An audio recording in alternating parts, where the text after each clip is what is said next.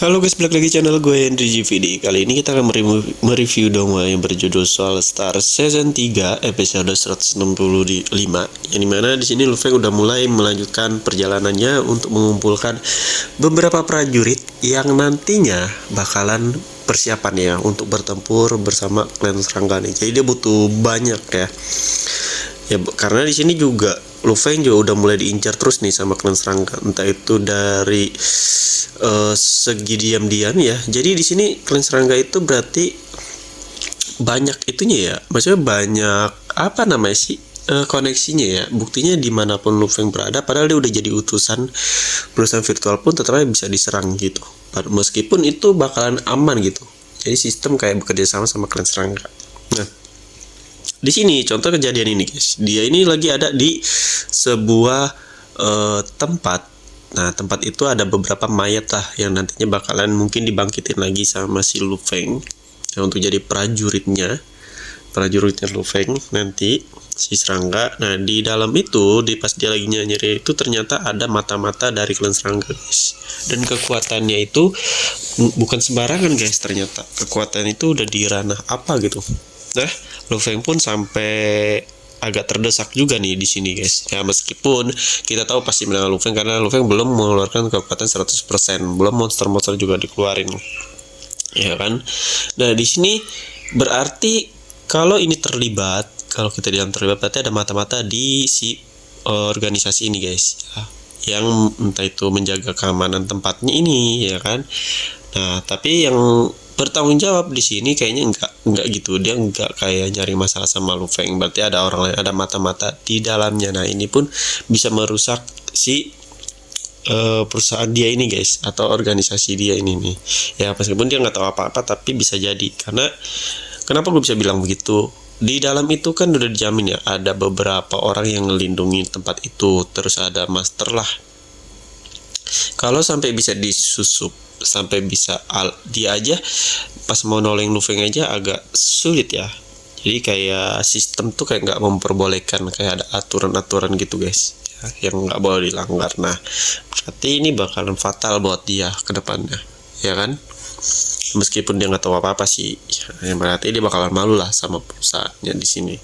Dan kekuatan dari mata-mata yang dikirim oleh serangga ya, itu juga kekuatannya udah di ranah, tahu ranah apa, dia bisa berubah jadi raksasa anjir, kayak kekuatan gunung berapi gitu ya. Di sini ini bakal pertempuran yang bakalan seru sih kalau gue lihat nantinya, kalau sampai si Luffy ngeluarin monsternya di dalam. Wow, karena nggak terdeteksi guys. Jadi alat untuk perekam dan lain-lain itu sama si penyusup ini nih, mata-mata ini atau pembunuh ini tuh dimatiin sementara atau di hack lah ya sistemnya sama dia, biar nggak ada jejak lah. Tadi niatnya dia tuh cuma dalam beberapa detik mau ngebunuh Luffy ya, ternyata dia nggak tahu kalau Luffy punya beberapa teknik untuk menghindari serangannya guys ya kan.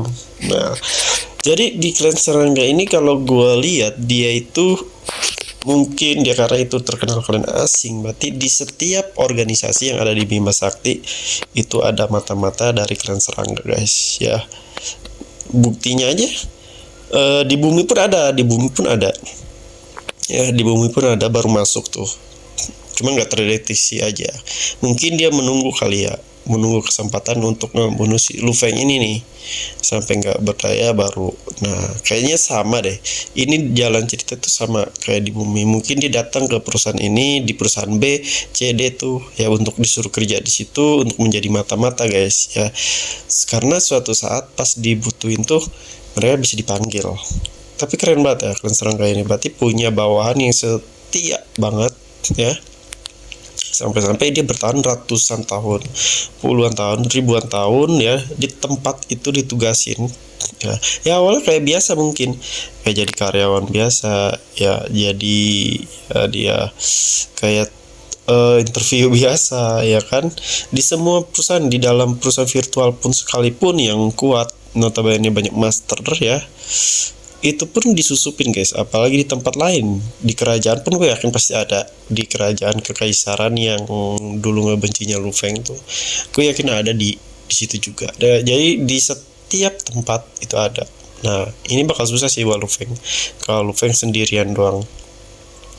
Mungkin kalau ada kayak temen, nah, harusnya tadi tuh seharusnya ngelihat dari kejadian beberapa kali ya, setiap Lufeng ke tempat dan nggak dikawal sama pengawal itu yang dikirim oleh raja apa gitu ya kan.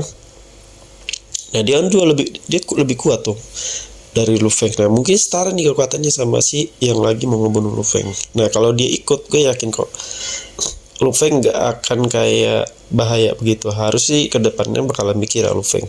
Jadi setiap kemana tuh kayak dia mau milih tempat kan biasanya dia nggak mau ditemenin tuh. Nah harusnya sih ditemenin sih ya, meskipun kita tahu ya nggak ada yang untuk saat ini belum ada yang bisa ngebunuh Lufeng ya.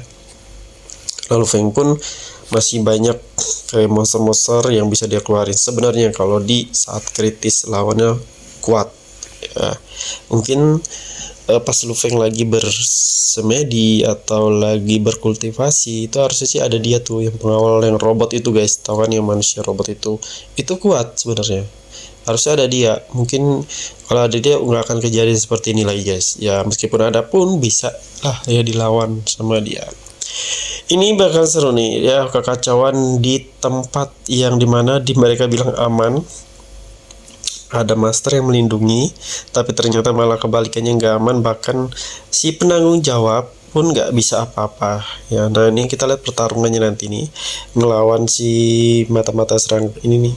Lufeng bakal keluarin kekuatan apaan. Nah, mungkin kelas serangga ini nggak tahu kali ya 100% kekuatan si Lufeng tuh kayak gimana. Jadi taunya oh dia ini rananya ini, jadi dihitungnya tuh rananya doang guys, dia nggak tahu kekuatan tekniknya ya, tekniknya seperti apa, senjatanya ya, meskipun senjatanya putus tuh, padahal senjatanya itu udah level universe kalau nggak salah tuh, yang tahu kan yang kayak apa sih, akar merambat gitu guys yang banyak ya kan. Itu sebenarnya udah level universe, harusnya sih udah bisa ngebunuh ya, tapi gagal. Nah di sini berarti dia lebih kuat dari si akar tersebut, sampai akarnya aja putus. Seharusnya nggak ada yang bisa mutusin tuh akar karena udah level universe, udah kekuatannya udah lebih tinggi lah ya. Tapi berarti dia udah di level universe, penting ranah rodomain atau apa, gue juga nggak tahu ya, nggak disebutin sama orangnya juga. Mungkin cuma sampai sini.